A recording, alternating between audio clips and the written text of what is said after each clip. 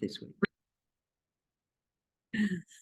Okay, so this is our last session on the 7-point mind training. Those have been coming on the whole time, I think. Oh, it's been a long time. Actually, we won't finish it, but we can put a pause button. Yeah, because today we're looking at the 7th of the 7 points, which is the precepts of the training. And so how this, it's a whole bunch of slogans, just like the previous point was. How it's different is that this one concerns like the practices or disciplines of mind training that we have committed to, the precepts that we have committed to. And as say Chekawa, the direct disciple of Geshe Chekawa, who composed this text, and then say Chekawa's commentary, he says that this point 7 provides the means for preventing our spiritual maturity from degenerating. So we say not to decline, and to encourage it to further increase. We could say as well that the whole of the 7-point mind training is all about that. So that would be true. Okay. And then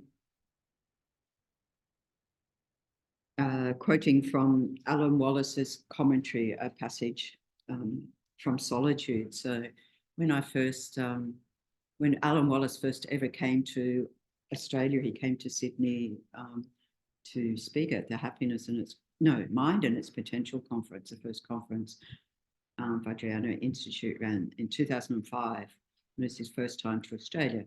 And so I was the one to pick him up from the airport. It was the year before I ordained. So anyway, so I go to the airport, and the office manager, who then became the conference manager, said to me, "Oh, so you'll have something to talk about. Read his commentary on the 7-point mind training." Like he gets off a plane from California, and well, we didn't even touch the subject. It got me reading it, skillful means. But it was a rainy day, and I was so nervous I took a wrong turn, and etc. etc. So we really were talking about something.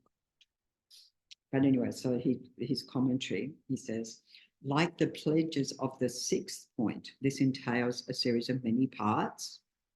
So the many parts, sometimes it's listed as 20 or 22. The translation that we use lists as 24, but it pretty much all covers the same things. It's just how between number 6 and number 7, how they're divided up. Applicable to many occasions and facets of life. We might have realized that already. As with the pledges, it is worthwhile to look at just a few each day. I don't know about a few each day, already sounds like a lot to me. I would say 1 for a week or a month or so forth, or a year. In any case, don't attempt all 24 at once. You might be overloaded. And so you might be already overloaded with all that we've gone through so far. And then his commentary goes further and says, meditate quietly on a few of them for a short time and hold them in mind throughout the day. You could just decide, okay, I want to just take that one and see how I can practice that one today or this week. Or I like to spend more time so that to habituate to it, and then noticing my behavior over a period of time. I find that very useful. The great advantage of the mind training is that it doesn't matter how busy we are. So in terms of Dharma practice within a context of a busy life, it gives us a lot to go on with, a lot of material to work with. But it does take time. So whichever point we decide, we don't have to go in order. We might decide today, oh, that one I really want to investigate further. And so then we recall instances from the past that relate to that point. Something, for example, when we may have indeed sought our own happiness at the expense of others. I mean, we'll find many points where throughout a day where we're seeking our own happiness and not even thinking about others, even though that's what we want to be doing. But when it's at the expense of others, and then just to recognize, hey, look, we're not perfect. We're not immune to those faults. This is why we have teachings about them. And this is a very high level of teaching. And have it known, looking from our past experience when that particular fault has arisen, we can preempt how might this fault surface today in subtle ways or great ways. So we're planning ahead for, how might I be challenged by that one today? And then we can plan for dealing with it.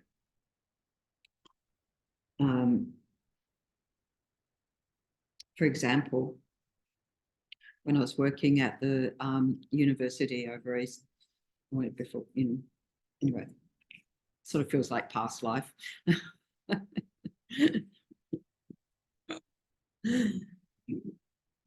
Yeah. Anyway, when I was working there, there was a colleague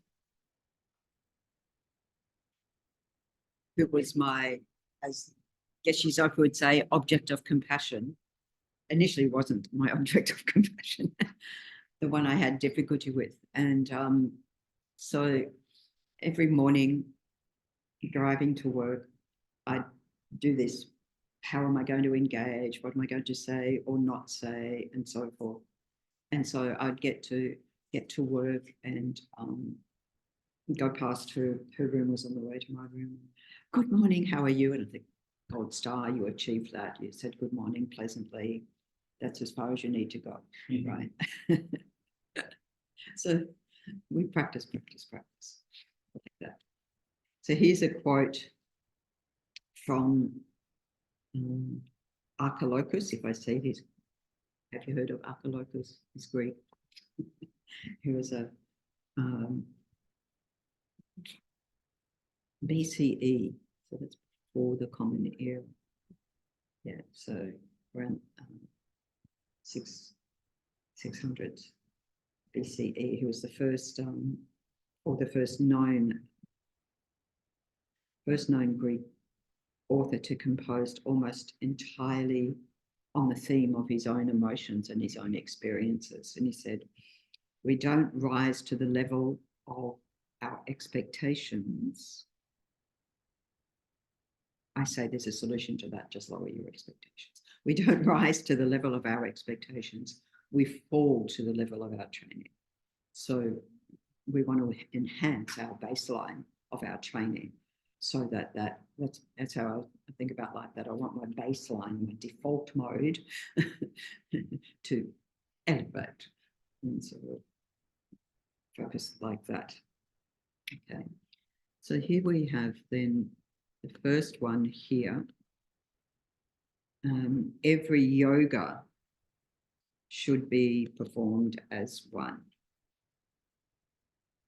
So His Holiness the Dalai Lama, in his commentary on the first Dalai Lama's commentary on the 7-point mind training, training mind in the middle way, great way, says about this one.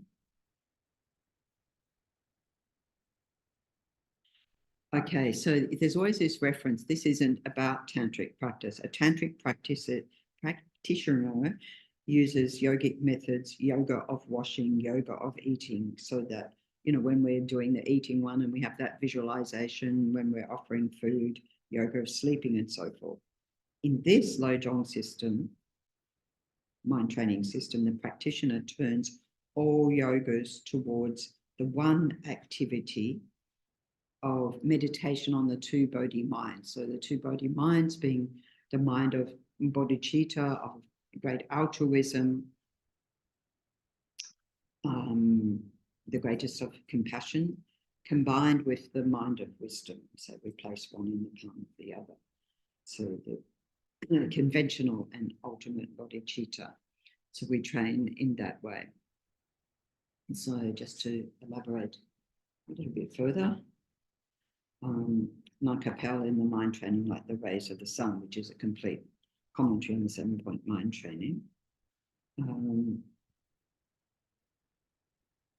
Ensure that all yogas of activities such as eating, dressing, residing are assimilated in the single practice of training the mind.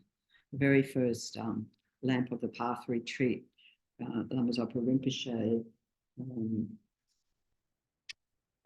taught was precisely on that, on cultivating bodhicitta, and the book that came out of that is the one, Bodhisattva Attitude, which we've talked about, turning on the light to illuminate the world and dispel the darkness for the benefit of all beings, etc., etc. So like that. And then Rinpoche also compiled a set of practices as a daily, like a morning practice, as a sort of baseline practice for all of us to do, which he said contains the essence of the entire path to enlightenment. So it includes sections of the Lam Rim. Reciting it mindfully leaves a positive imprint on your mind to actualize all the realizations, and it directs your life to attain enlightenment as soon as possible by practicing the 3 scopes and past yoga tantra for the benefit of all sentient beings. I think Rinpoche gave a transmission of this at one of the, I haven't written down the year, of one of the retreats in Bendigo. And at the very beginning, Rinpoche, before all the Lam Rim reflection and so forth, Rinpoche says, at the beginning of each day, it relates to this point, after you open your eyes, until enlightenment is achieved, and until death, and especially today, so that all the activities of your body, speech, and mind, hearing, thinking, meditating, walking, sitting, sleeping, doing your job, and so on, do not become the causes of suffering, and instead become the causes of a happiness, and especially become causes to achieve enlightenment. You transform them into a method for accomplishing benefit and happiness for all sentient beings. So transforming our mind into the Dharma, Dharma into the path to be without obstacles, and especially into bodhicitta. So we hear this over and over, but that itself, just that paragraph, is like, that's all you need to do, really. Just do that. Just practice throughout the day when we remember. And those of us having taken bodhisattva vows, even your fastest sleep, you're accumulating that.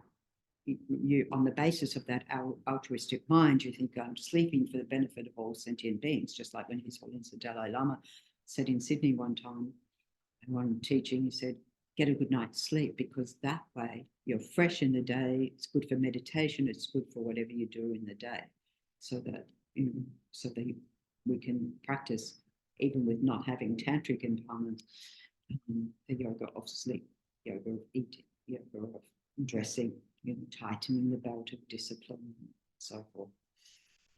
Ethical restraint. Okay. So the next one, there are 2 activities at both the beginning and the end. So again, referring to His Holiness.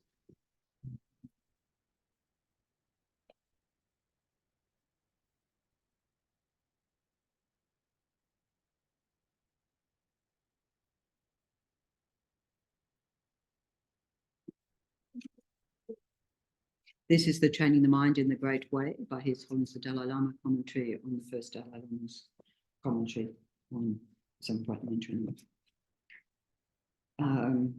So it follows on from what we've just said. The 2 activities at both the beginning and end. When you wake up in the morning, make firm the thought, Today, I will not allow any of my activities become stained by self-cherishing or remain inseparable from the thought of cherishing others and from the two Bodhi minds, which we've all mentioned.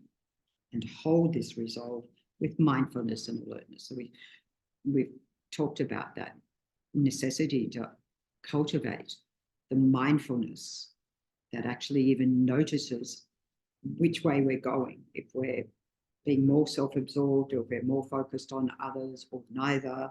So that mindfulness that allows us to do that. And alertness for in the moment a negative thought arises in my mind, as it says in the 8 verses. And then secondly, before you go to bed at night, reflect back on your activities of the day and check to see whether or not they were stained by fallacious, undharmic factors. If it seems they were, you should contemplate the thought, today, I have not used this precious human life meaningfully. Of course, that won't be every moment of the day, but there will be regrettable emotional episodes from the day that we may not have yet purified, or, when we reflect back on the day and just go, shouldn't have said that, shouldn't have done that. We'll do like that. So I'm like the person who inflicts harm upon themselves. This is what we're doing when we do that. Generate regret and purify the fading by means of applying the 4 opponent powers. So I think we're all familiar, yes, with the 4 opponent powers. Well, if not, come along to Vajrasattva. And if you are, also come along to Vajrasattva. We've got Vajrasattva practice tomorrow afternoon, which is doing the Vajrasattva practice in conjunction with applying the 4 opponent powers, because it says if we don't apply those, we're not really actually doing a purification, complete purification. And if your actions were not tainted by self-cherishing, meditate joyfully. Oh, today my life has been meaningful. This human rebirth has brought some progress on the spiritual path. And again, this is where Lama Zopa Rinpoche says we don't rejoice enough in our own. We're very quick to beat ourselves up, but we don't rejoice enough in, take great delight in, that was a difficult situation, or like me driving to work and practice with this person. And then when I got there, great, I said good morning, I was pleasant, and, just leave it at that, quit while you're ahead, etc. And then from now on, throughout this life and throughout all my future lives, may I not be separated from meditating on the 2 body minds. So we make that aspirational thought. We can make that in the morning and so forth. So in FPMT, we've got a nice tool, the inner job description, which it precisely has us reflecting like that, where we look at actions throughout the day and look at what do I regret, and they're the ones we're going to take into our practice if we're familiar with the Vajrasattva practice, and we do that in the evening. We've got at our fingertips those ones for the day that we don't want to accumulate any negativity around any further. So we purify those, but also rejoicing when I actually was thinking about others more than myself. And there's a whole bunch of different attitudes to cultivating the Bodhisattva attitude there. And so that app just gives you the whole plan of what to do. So part of it that is specifically in relation to the karma of speech, because isn't it our speech mainly, apart from the thoughts that precede it, but that get us into more trouble than maybe our physical actions. I think our speech is the danger zone. It doesn't mean then you've got to zip the lip and abide in silence, although that can be helpful. It can be helpful. But I guess if we abide in silence with a non-virtuous mind, at least we're not doing damage. But on the other hand, we're not practicing the skill of speaking kindly and harmoniously and things nicely to others. Okay.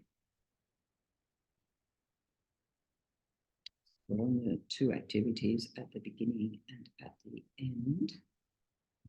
See if there's any additions.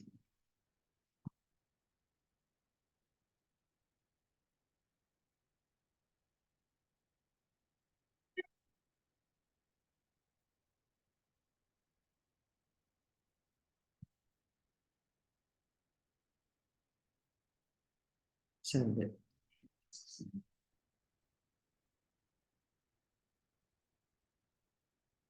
yes,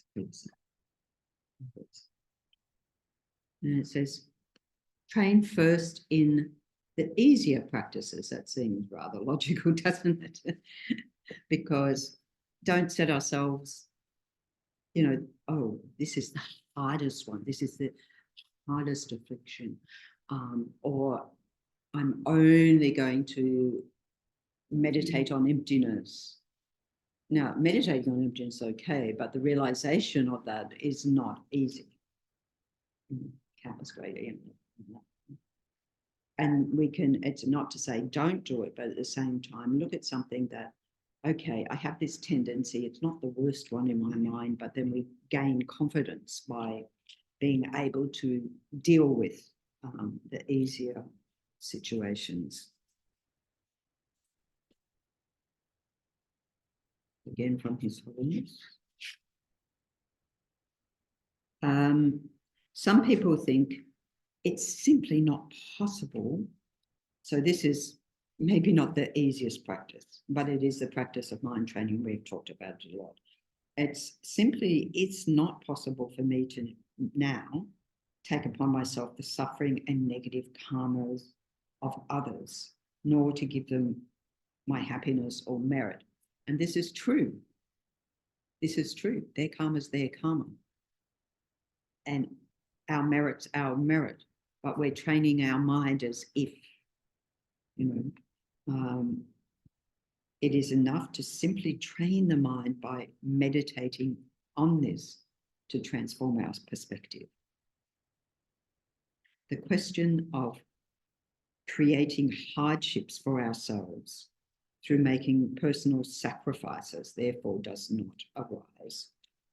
So, having come from grown up within a Catholic tradition where, we were told about people wearing hair shirts and self-flagellating. There's enough suffering without having to add more on, right? So here we're very kindly advised, don't do those things. It was there in the Hindu tradition very much, people putting hooks through their body and all sorts of gross things. So not making personal sacrifices, the fault of not being able to meditate on sending and receiving on Tonglen does not exist. So there's no such fault. So of course we have the situation where, as it says, well, I can't actually take on that suffering of others and I can't actually give them my happiness. Well, guess what? Jesus Christ was on the cross to take on the sufferings of the world. Did it relieve the sufferings of the world? No. But was it a great compassionate act and, whole inspiration for Christianity and so forth, had powerful effect on the world? Yes. It's like the pilgrims that go on the Camino, and I read that you can give them all your sins and they carry them on the Camino walk. It's a sort of idea. But again, it's sort of like, oh, here, you take all my negativities and they just disappear. Guess what? It doesn't work. And what an amazing practice for them, though. But you can get to that. We look at when Chökyi Tenshop Rinpoche was coming to the end of his life and he had aggressive cancer, and it's just like, you're such a holy being, you're such a high lama. How is it that you have cancer? And his response was, what do you expect when you're taking on the sufferings of the world? Now, the Lamas wouldn't normally talk like that, but that sense of indicating that you can reach to a point where you are able to impact others. Chökyi Tancho Rinpoche was requested by His Holiness the Dalai Lama to go to Antarctica and to do practices to work with the elements, to have an impact in terms of balancing the elements in the world. Now, we know the elements are totally out of balance, but we don't know how worse that might have been sooner. We have no idea. So these lamas are doing all these practices. Lama Zopa Rinpoche in Bendigo, at that retreat where Rinpoche, we said, manifested the aspect of stroke. And everyone there, having been there, were you there? Were you there, Leslie? At that, when Rinpoche had the stroke? Yeah. So everyone there was freaking out, going, oh, it's because I'm such a bad practitioner, getting out the whip again, beating ourselves up. One of Rinpoche's lamas said he was taking on obstacles for His Holiness the Dalai Lama and for Tibet. And, for many years in Sydney, we'd been planning to have Rinpoche come. There was one time going to lead a retreat in the Blue Mountains on Bodhicitta. The airfares were booked and everything, and Lama was called away by His Holiness to Dharamsala to do practices there, because I guess His Holiness knows the power of his practice. And so to think that there are all these other factors going on we have no idea about, but we can be inspired by that. Of course, it says, do not do these things unless you have the skill to do them. Like, don't go chopping off bits of your body, because some great Bodhisattva did that, when we're actually told not to do that. And I'm very happy about it. But, like the Buddha, seeing the tigress, starving tigress and the starving cubs, and that could read the mind of the tigress that she was going to eat her cubs. And so instead, what did he do? He cut his neck and thigh. He cut his neck, I think. Maybe he didn't cut his thigh. The Sangha cut his thigh. Anyway, he cut his neck so that she could eat whatever. In other words, he gave his body to her. Which, as a prince at the time, his family were devastated, imagine that. But they then, in that subsequent life, when he was a Buddha, became his immediate disciples, the mother and the cubs. Bigger perspective, not for us to practice.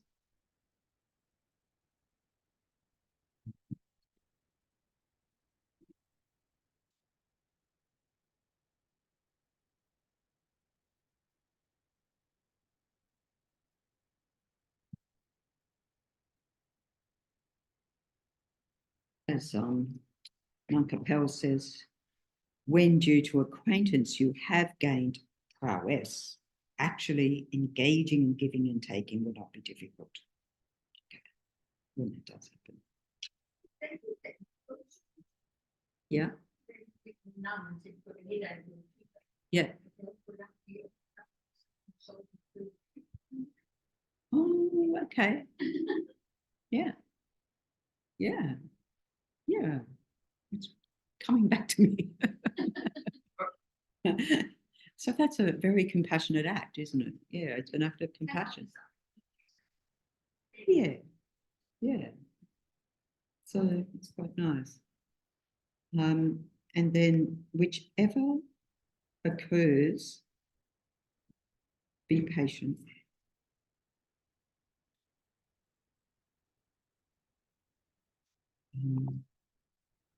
Yeah. I mean, we are in the practice of the perfection of patience. We have the thing of being patient with our own Dharma practice. Be patient with ourselves in our Dharma practice. Again, no whips, no beating ourselves up. Be patient. It takes time. It takes time. Do it, but be patient.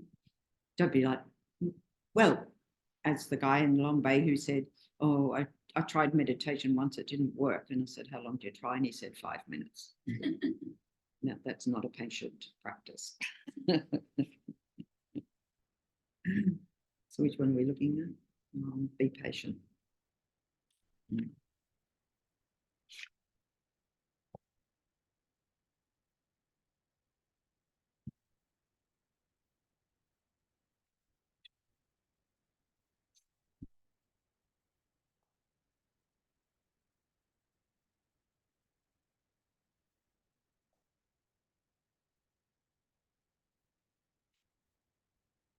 Oh, yeah. So here, the commentary says, should one suddenly experience pleasing events, so this is what the two are, you know what the other one is. Should one suddenly experience pleasing events, admiration, praise from others, wealth, fame, so forth, do not react with pride. Instead, meditate on how these conditions are impermanent and essenceless. So, you know, of course, the 8 worldly concerns, we all want to be praised and not be blamed and so forth. I don't know about fame. Do we want fame? Maybe some people do. Rather than fame, we say having a good reputation and not having a bad reputation, because you can have fame for all sorts of reasons. You may not want to be having fame for. Yeah. So thinking that there's no essence to those conditions, so don't get hooked up in that. What do they say? The mighty will fall, or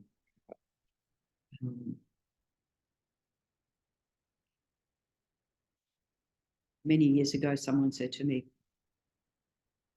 I used to have you on a pedestal, but I don't anymore. And I said, well, that's a good thing. I'm glad I'm not on a pedestal. Yeah. Okay. Instead, meditate on how these conditions are impermanent and essenceless, like things enjoyed in a dream. You know, they just evaporate, they're non-existent, they were never real in the first place. And take them as factors supportive of your Dharma practice. In other words, to counteract that tendency to pride or, you know, puffing ourselves up, or ego. Alternately, should you experience events that make you feel so low that it seems like even water cannot run under you? So we call this rock bottom. There's not even any water below rock bottom. You hit the rock bottom. Do not think you're alone in your hardships. Instead, practice the meditation of sending and receiving. We're on a common theme here. Visualizing that you're taking on the hardships of others. You know, at times like this, I think it's very useful to think of things like, well, look at the suffering in Gaza, look at the suffering in so many places in the world. I'm not experiencing anything vaguely like that. You know, to get the mind out of that sinkhole. Another general antidote to that is actually the meditating on joy, you know, to uplift our mind. So here, as this one says, in comparison to the differences between the experience of the upper and lower realms of samsara, so in other words, the experience of hellish existence or craving, addictive existence of the preta realm, and even animal existence are totally run by fear. The difference between pleasure and pain in this life is insignificant. So here, you know, thinking more long term. If that doesn't do it, there's enough suffering in the world for us to focus on how worse it is for others.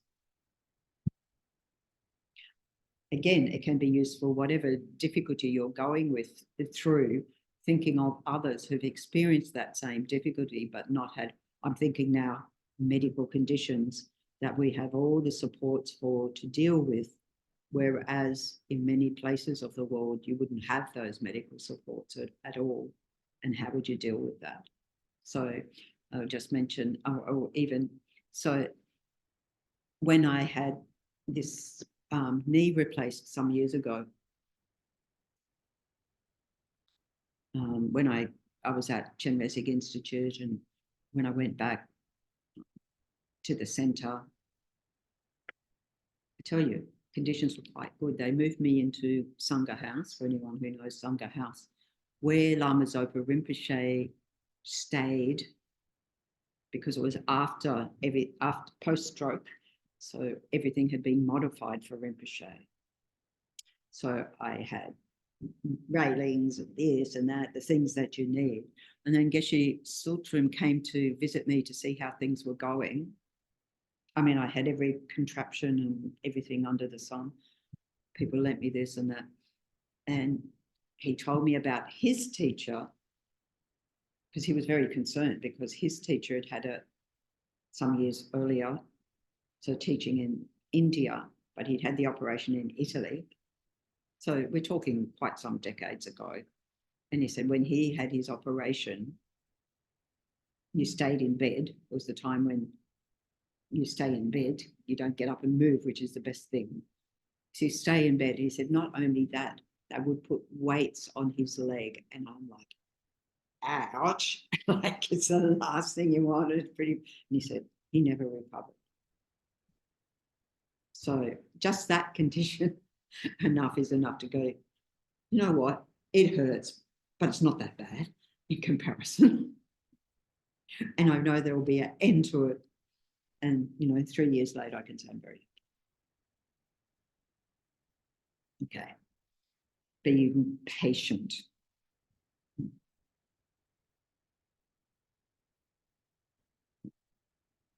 And then it says, whichever of the two arises. And when both are present, pleasant and unpleasant, take all upon yourself. Whenever any of the afflicted emotions or delusions arise within your mind stream, craving, anger, jealousy, pride, engage again the meditation of Tonglen, sending and receiving. Visualize you take upon yourself the afflicted emotions and delusions of all sentient beings. Imagine in this way all beings are freed from these negative factors. So again, if those afflicted states of mind arise, we can think of people who maybe have that greater intensity in their mind stream and visualizing taking all that on, destroying the rock of self-cherishing or, or pity me.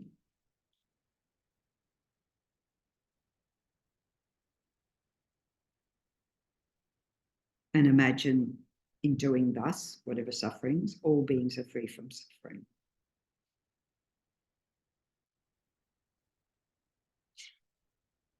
I was having another thought and it's gone.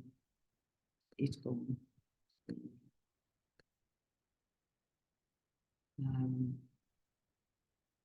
Guard both at the cost of your life. So guard two things, like you would your life, it says here. So guarding our spiritual commitments, which is the whole of this point 7. Without doing that, all the happiness of this and future lives are obstructed. So protecting our precepts of Dharma practice, especially the mind training.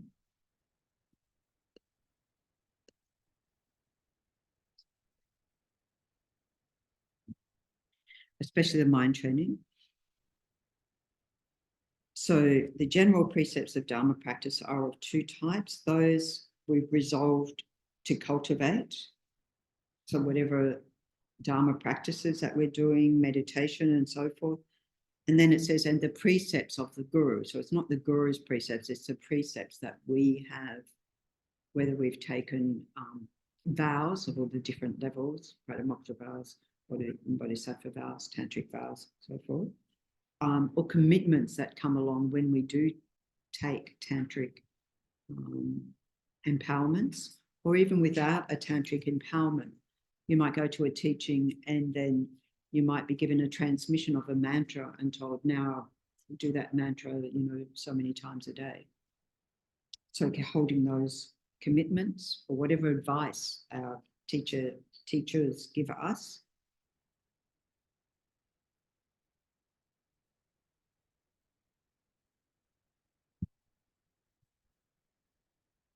So, for example, one of my friends, I remember she came to me and said, oh, Geshe Sampton's told me to do prostrations every morning.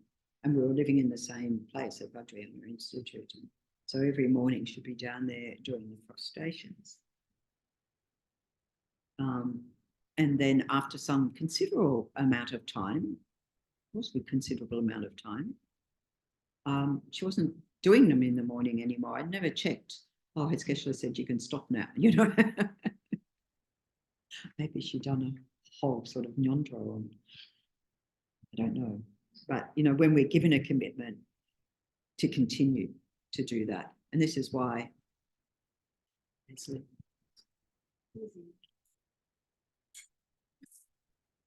okay. Yeah. Also saying, do the commitment. And this is why some people, as they go along, at the beginning, we get enthusiastic to take on all these commitments. And after a while, we realize how much time in the day that takes. And then people say, before I do this, what's the commitment? The thing is, you don't normally know what the commitment is till the time. All you can have is an indication of, well, that particular Lama normally says this, or normally with that practice, this is the commitment, or so forth. But maintaining those commitments that we have, and it says to guard it like with our life.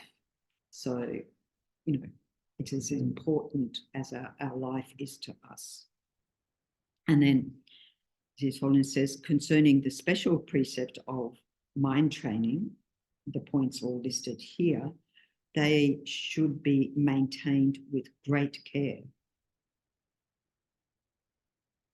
For example, other than as a helpful, discreet reminder, and I'll add, kindly said, one should never speak of faults or failings in others. So we've already looked at that we don't speak of others' faults, failings. We certainly don't speak behind their back about that. We don't directly say it to them, unless it is in a very skillful way where we're pointing something out to help the person. It's hard to do that skillfully. It's very, very difficult. So if we don't find a skillful way, it's best not to say anything at all.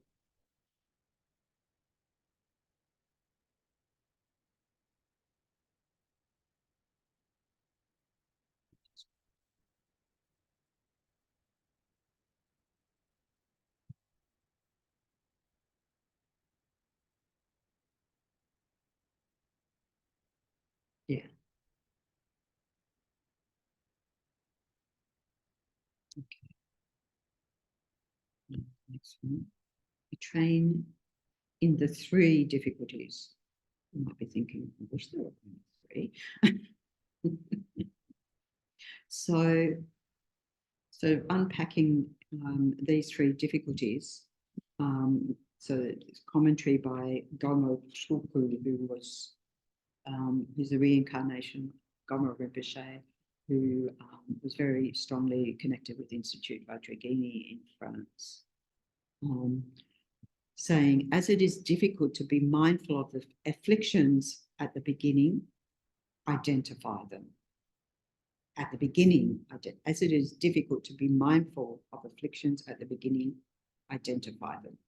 As it is difficult to counteract afflictions in the middle, and see where we're going here, develop the strength of afflictive mental antidotes. So in the middle is when we've had teachings on identifying the afflictions, of what are the antidotes to that, particularly, when the topic of mind and its potential, mind and its mental factors, talk about that.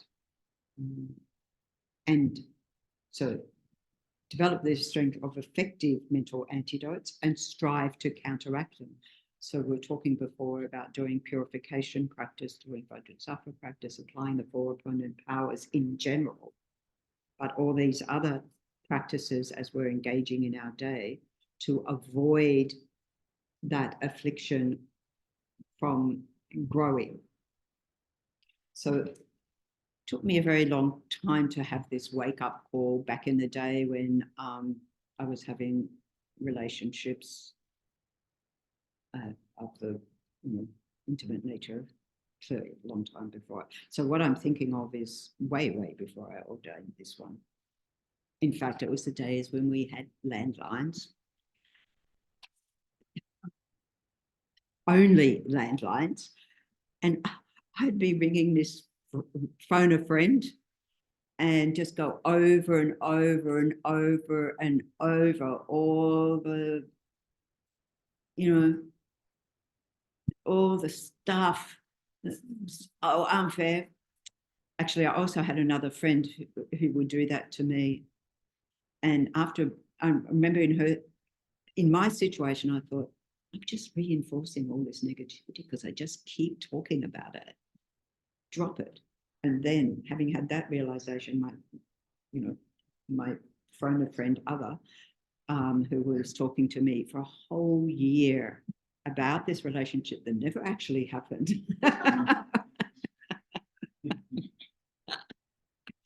And after a year, I said, I've been listening for a year about this, just drop it.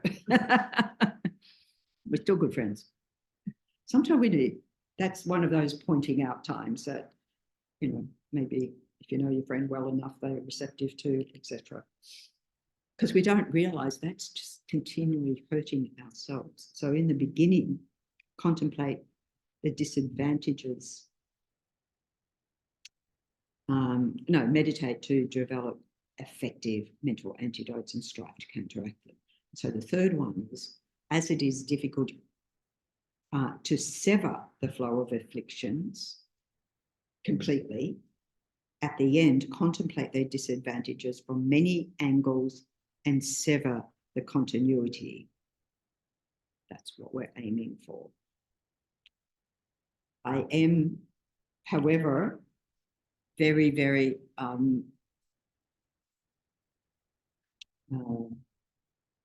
inspired's not the word, but it gives me confidence that His Holiness Dalai Lama wrote that book, Healing Anger, to deal with anger in his own mind. So he didn't say, I never get angry. He didn't say, what's anger? He wrote a book about it. And subsequently, we have all the meditations on doing that, how to eventually get rid of the root of one of the most prevalent afflictions in the world, really, isn't it? The training in the 3 difficulties, like that. So the difficulties at the beginning, difficulties at the middle, and difficulties at the end is the 3 difficulties, which encompasses everything difficult.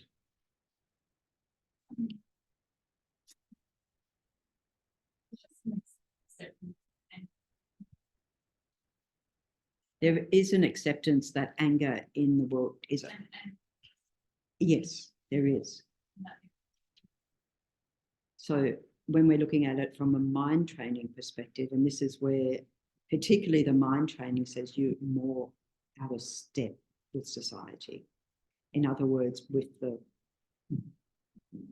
maybe accepted behaviours or justified behaviours.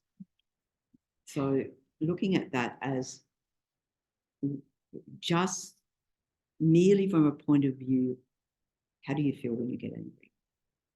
It's not about the actual situation, who did what to what and why I'm angry. Just how does it make you feel? And so if we just focus on that, we know it's toxic. And so why would it be okay to make ourselves toxic? I mean, it's like swallowing a bottle of poison. I'll just say, oh, it's justified. Just have some more poison. We're not going to do that, are we? And yet we do that with our mind. and people around us do that. And I don't know, we could look around the world and go, well, the state of the world holding such beliefs, I'm not saying everybody in the world, hasn't really got us into a very happy place, really. You know, at the beginning of COVID, when Lama Zopa Rinpoche gave us the transmission of the prayers for averting epidemic, and then war was another one, and famine was another one. And Rinpoche said, we're in a time where the whole world at conflict with the whole world at every level. So from, we could say, I can't remember if Rinpoche said with ourselves, but look at that, we do harm. All this is about, why do that harm to ourselves? So if I look at how does anger make me feel, and there's been enough studies to show not just mentally, emotionally, but physically, the effects of anger, why would we want to have that? In our interpersonal relationships and all the way up to the global situation. So all these wars going on, whole sort of Gaza situation, Ukraine situation, Africa, many different places of warring. I mean, in general, society in general is harmonious, but if you look at social media, it's very difficult to, well, do use social media for sharing those more harmonious posts. Although yesterday, I found this very interesting. Yesterday, I was at the uni because I lead meditation there on Thursdays. And then I got invited to this lunch talk, which was for Harmony Day, which was yesterday. But there was a whole history lesson in that about it's actually the day for closing the gap. It's actually the day for, it was a UN Day for eradication of racism. Yeah. And so then this whole debate came, are we just glossing over what the difficulties are in the world rather than addressing them? But we don't have to address them from adversity, right? So by all means, this sense of justice is valid, but not with anger. Like seeing the situation in Tibet many years ago, His Holiness said, do what, and Lama Zopa said, actually, I remember this coming around through FPMT, do whatever you can by peaceful means. But you sort of, you're going against your own, what you believe in. This is like, well, if I'm going to engage in violence to protest against violence, who's going to believe me that, you know, I have a good heart in there. So doing whatever we can by peaceful means. By peaceful means. Passion's great. The energy, you take the anger away, you have the energy of the anger. It's passion. It's what passion is. I'm passionate about. It doesn't mean I'm angry about it. It means I want to see it change and do what I can by peaceful means. I mean, I think of us as basically, or having been a Christian culture, and there's righteous anger. Well, I don't know. I don't know if you look in Christianity that it's actually written about in any of the texts, righteous anger. It's what people come to believe is okay. Yeah. You are. Okay. Well, even in therapy, you know, express your anger. Things like that. And it's just like, I don't think so. yeah, get to the root of it, find out the cause and all of those sorts of things. But express it, done enough of that in the world.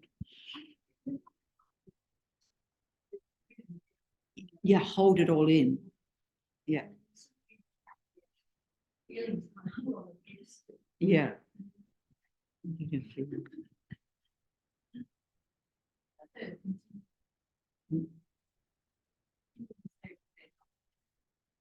Yeah.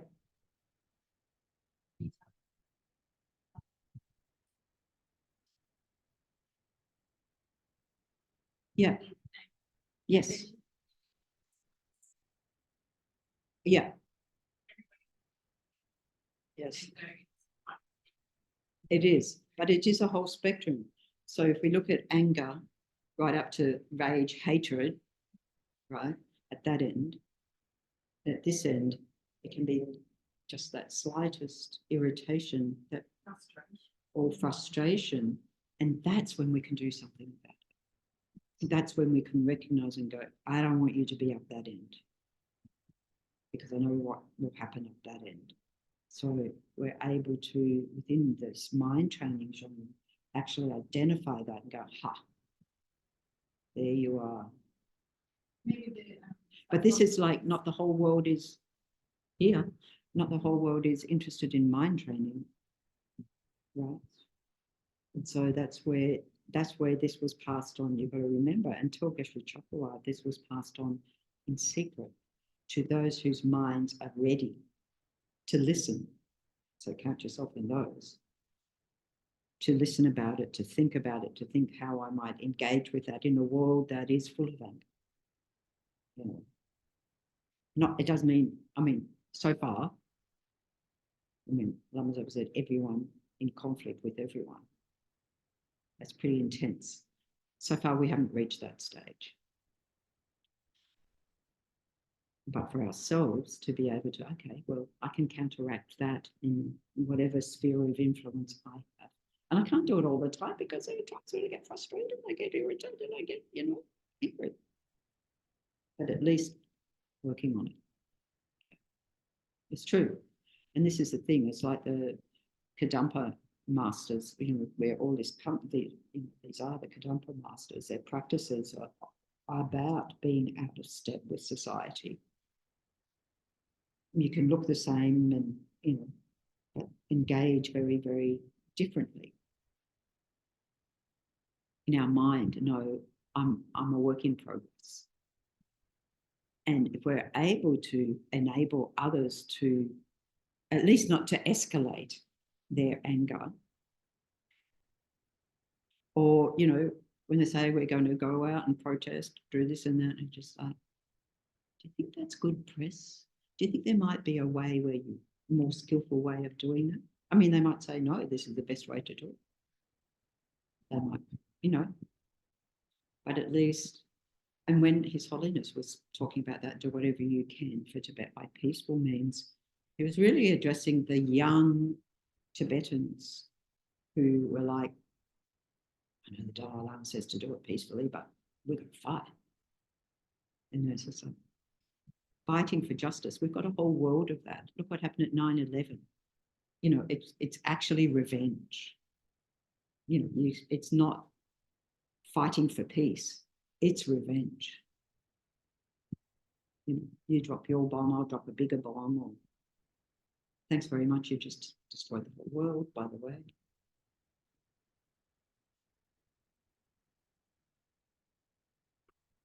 Okay, so this is why it's difficult. Training in the difficulties. So then transform everything into the great vehicle path. That's all that we're on about. So the first point, of course, as the Buddha taught, to do no harm, to refrain from doing harm to others. We talk about the 10 non-virtues, unwholesome deeds. And the second one is the specific commitments of this mind training of cultivating bodhicitta, altruistic mind, transforming our mind, and generating this bodhicitta awakening mind. In other words, if I want to become a Buddha, see, this is where we have to keep our goal inside. If I want to become a Buddha, then I have to act like a Buddha. And to abandon the self-cherishing attitude by continually turning ourselves out. How can I help? How can I benefit others? Cherishing others. Now, it's not at the expense of the self, which is why this is also passed on in secret, because people, it's sort of like you're asking people to survive in the deep end of the pool when you haven't learned to swim. You know, you haven't got the foundation of the teachings of ethical conduct and so forth for ourselves. And then to be able to build on top of that, you know, as it says, to constantly cherish others. You might think, whoa, that's a bridge too far right now. Rightio. And be realistic, but baby bodhisattva steps, just one each day. Yay, and rejoice that you've done it.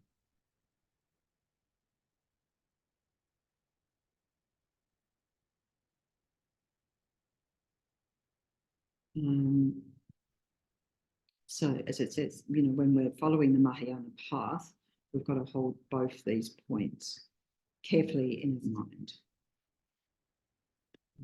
Value and encompassing and far-reaching practice. So here, for example, His Holiness the Dalai Lama says, you know, if you can think about the short term or the long term, always practice for the long term. In other words, I'm practicing for Buddhahood. I'm not practicing so my friends and family like me or my enemies like me. Maybe I'll practice so my enemies like me, because maybe that way I will hook them in my bodhisattva training practice. That would be worthwhile. But, you know, thinking that, you know, this life is brief, but, you know, sort of not compromising our practice, our ethics and so forth, because, you know, this life is going to go out of existence, but the consequences of relinquishing vows, of relinquishing, giving up the Dharma, of relinquishing, you know, the mind of bodhicitta are much, much worse than whatever is happening in this life. And we've got to think that given we're here with this precious human rebirth, with the perfect conditions to practice the Dharma path, we've got everything, it's as good as it gets.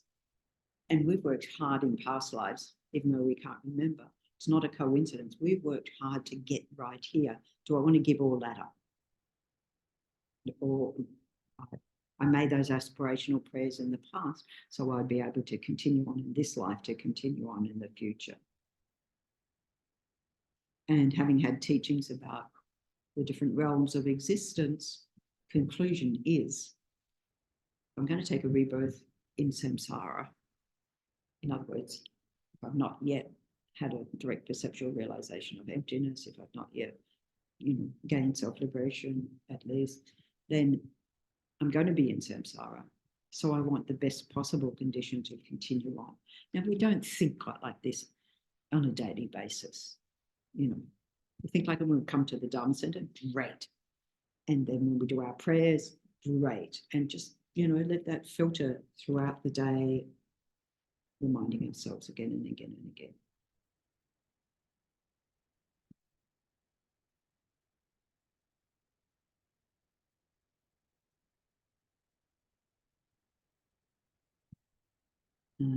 Seek for the three principal causes. So here we're looking at the three causes or conditions that allow us to develop our mind, to train the mind. So the first one is the external condition of having a guru, having a lama, having a spiritual guide, a qualified guru. We've checked up. They have the qualities that will lead me on the path. We take our time to check up because I'm entrusting my mind to them from lifetime to lifetime up to enlightenment. And that they're able to do that without error. And then the second internal condition is to have the right,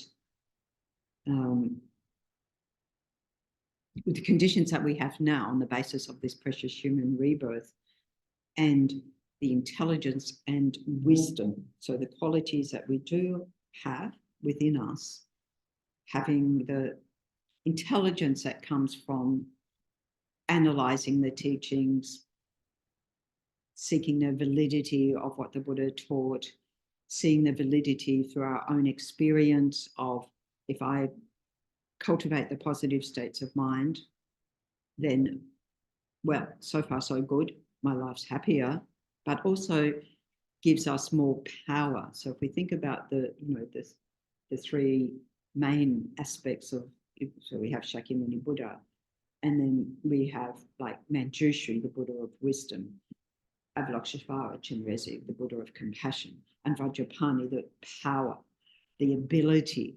So our capacity to know what to do in different situations gets enhanced. We become more skillful, become more powerful of what, say, hardships we're able to endure. Our perseverance gets greater. Joyous effort, joyous perseverance, joyous effort. So we make that, we're in here for the long haul. So enhancing those capacities. And then the third one, gathering together all the conditions that are going to enable us to continue on the path, to continue to develop ourselves spiritually without falling into extremes of leading like an exceptionally hedonistic life, or being distracted by having too much of everything, or of leading an excessively ascetic life, having a life plagued with difficulties, lacking in basic necessities, like deciding to give everything away because I'm now, I mean, the Buddha did that, left the lap of luxury, but remember, he took sustenance. He realized the ascetic life was only going to get him dead. It was not going to get him spiritually realized. So we have to take care of ourselves. So not being too much of extreme, lavish, sensual desires, cravings, so forth, but also not being too self-depriving ourselves of the comforts that we need, the conditions that we need to support our Dharma practice, to support us progressing in the spiritual path. Because either way, we're either going to totally forget about it because I'm having too good a time, or we're going to say, this is way too hard, I'm giving up.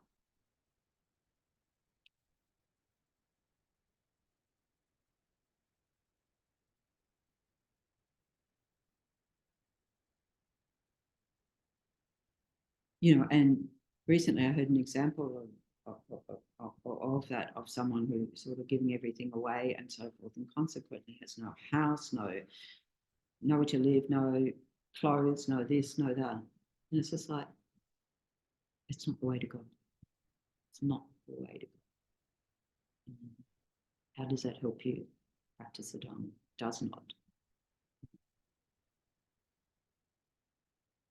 I think most likely, we're most likely to get into the too indulgent side. But just noticing that, oh, when I indulge those sensual pleasures, guess what? They crave more. They want more. Have some more. Thank you very much. That's very nice.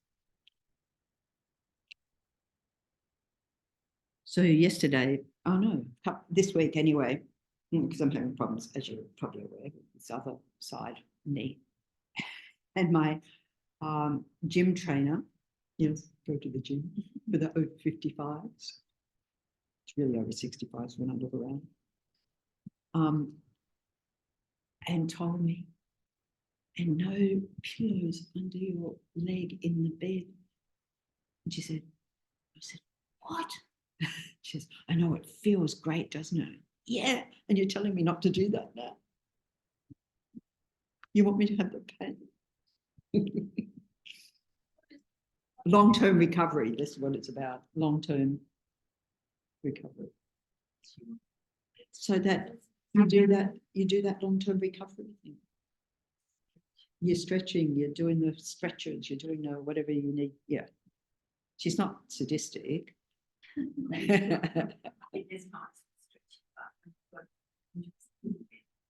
Well, anyway, everything in moderation. Everything in moderation. I have to say, I just it's not a pillow. See the mind. Anyway, don't go to the extremes, right? To me, that was extreme.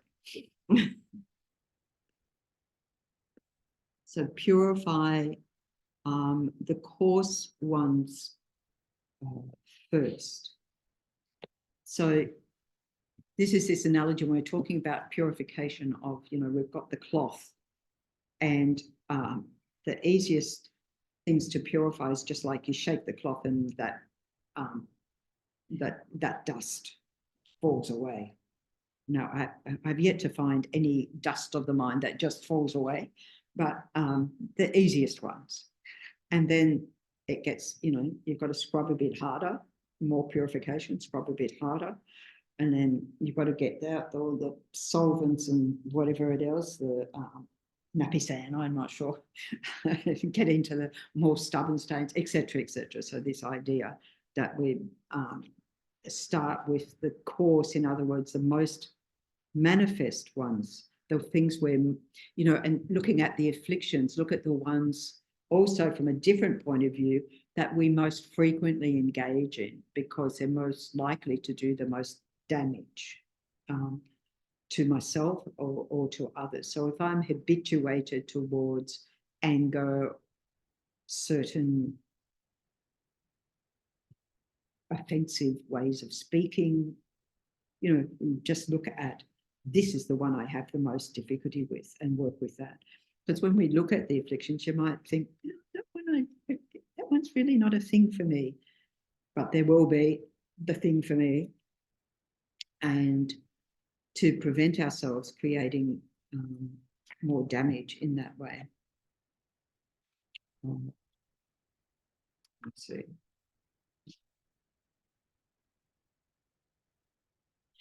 So Julian says, we should constantly examine our mind to see what delusion or afflicted emotion is the strongest within us, and what is the most immediately detrimental to our spiritual growth. So it might be doubt. It might be doubt about, tending away from the teachings. That could be one.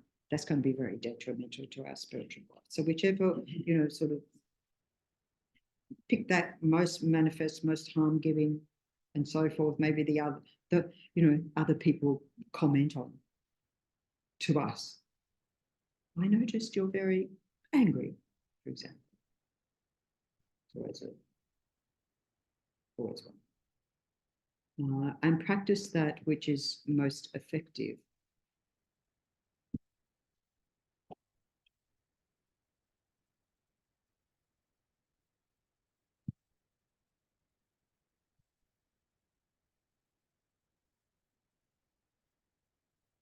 Okay, so we could talk about what is most effective being the 6 perfections. And this non-Capel's commentary, Mind Training Like the Rays of the Sun, in general, generosity is worthwhile. I mean, that's the basis of, it's throughout society, practice of generosity, that willingness to give, even you've got nothing to give, the perfection of generosity. So that's across all faiths, it's across society. It's certainly the first of the 6 perfections. So you think, oh, well, we could say that's a foundation because that cuts across the miserliness, because practice of generosity is that outward regard towards others. But the practice of pure moral discipline is more powerful. Our speech, our action, the whole of this mind training. Similarly, it's more important to lay the potential for the awakening mind, and not to be separated from it under all circumstances. And I just might jump to the last one. We're not going to get through all of these. Don't expect gratitude. It's nice when it comes, but don't expect someone to say, oh, you really must be working on your mind. You have changed. So this is about expecting an immediate reward for whatever little good we do, or might be big good. So give up thinking, saying what's the point of being good to so-and-so because they don't even thank me, they don't even notice, these sorts of things that we say.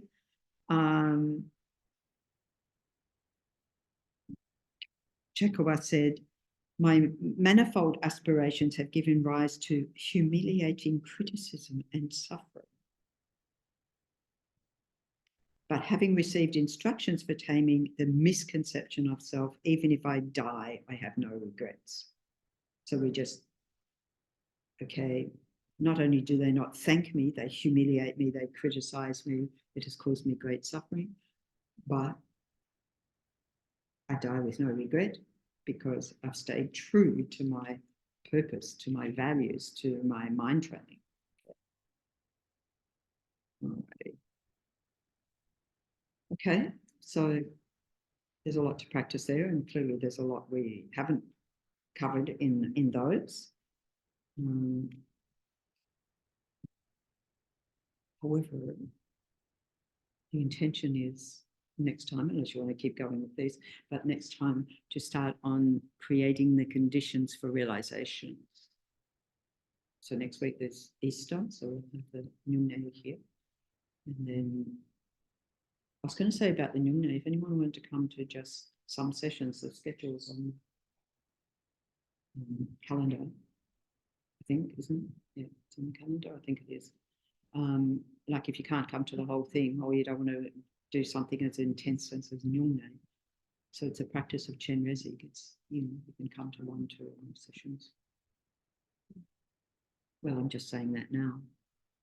Now I'm saying that. Now you're saying that.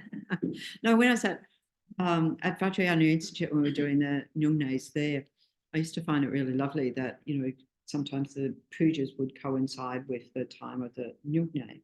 And so we'd have all the Nyungne thing set up, and people knew if they were coming. We did the pujas together within the Nyungne session. I've also done it like at Chenrezig, they don't do it like that. The puja happens somewhere else. But it's quite nice because just when your energy's flagging, it's a sort of boost of energy, and the people know not to talk to you and all of that, but you're doing the practice together. So anyway, we don't have a puja coinciding with this, but people could come and join the session. I'm just thinking, why not? Okay. All right, so we'll leave it there for today. Thank you very much. So in other words, and then I go down to Bunbury, so it's a little while before we reconvene. I hope that's so this whole mind training, I don't know how long we've been going on with this, but you can see there's a lot of tips for how to practice. And as we said at the beginning, don't try and do everything. Just take 1 or 2 and think, I really want to work on that. And then we can map our progress in relation to. And so, yes, dedications. Oh, and before the dedications, because it just came to mind, I might forget after the dedications. Tomorrow morning, we're having, sadly, a farewell for Venerable Geshe, who's going back to Chenrezig Institute on Monday. For, let's just say, for a while. For a while. We'll work on that back. But anyway, tomorrow we're farewelling. I don't know if there's anything been organised for the farewell in terms of a morning tea or anything. So,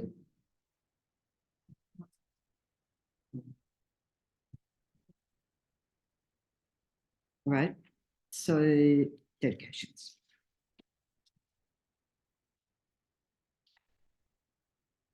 Page 8. Evadino Joda Lama Sange Nrugyune Prowa Chi Kyang Mahalogan De Sahala Ngo Pashu Janchu Central Rinpoche Makye Panamge Kuchi Panya Pame Paya Omne Gondu Pewashu. And then page 9, long life prayer for His Holiness the Dalai Lama. Jiti Kandi Pende Mahalupa Gangle Shunge Sampeli Shino Adrin Soming Tenzin Gyato Cho Pushe Tenjin Pushe Lundo Sho. We pray for the swift return of Lama Zopa Rinpoche, Peerless teacher and assembly of the children of the victorious ones, Shravakas and Pratyeka Buddhas, victorious Losang father and sons, along with the lineage masters, all the objects of refuge of infinite lands, please bestow the virtue and goodness of accomplishing this prayer here and now, holding and spreading the Muni's precious and complete teachings through explanation and practice. You wore the armor of patience that is never discouraged. Incomparable Venerable Guru, to you I make request. While striving single-pointedly for the sake of the victorious one's teachings, the sole gateway through which all benefit and happiness emerge, and from other living beings, he suddenly departed to peace. What a great loss. Nevertheless, through the undeceiving truth of the blessings of the ocean of the three jewels and the great waves of bodhicitta of the children of the victorious ones, may the smile of a reincarnation swiftly beam in glory for fortunate disciples. And long life prayer for Tenzin Osa Rinpoche, Lord of Dharma, who in accordance with the various dispositions of those to be subdued, makes clear in the light of your well-spoken advice the sacred Ganden tradition, essence of Buddha's teachings, foremost and holy Lama, to you, for our supreme, we make this prayer of supplication. The Lama, please, please, withdraw. So as I said, tomorrow morning we have the morning tea for Venerable Geshe, and then we have in the afternoon, 1 p.m, the Vajrasattva practice, and then of course discovering Buddhism on Sunday, and Medicine Buddha on Monday evening.